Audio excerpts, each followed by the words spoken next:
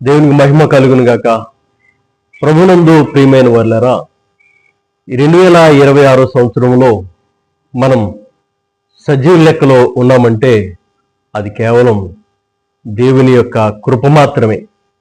మనము మంచివారమని కాదు, గొప్పవారమని కాదు, తెలివితేటలు గలవారమని కాదు, తప్పించుకున్నామని కాదు, కానీ గత సంవత్సరం అంతా దేవుడు మనలను కాపాడి ఈ నూతన సంవత్సరాన్ని దయా కిరీటంగా ధరింపజేశాడు.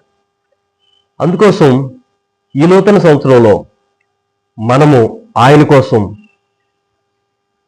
సాక్షులుగా ఉంటూ తోటమాలి బ్రతిమాలుకొనుచున్న రీతిగా ఈ సంవత్సరం కూడా ఉండనిమ్ము.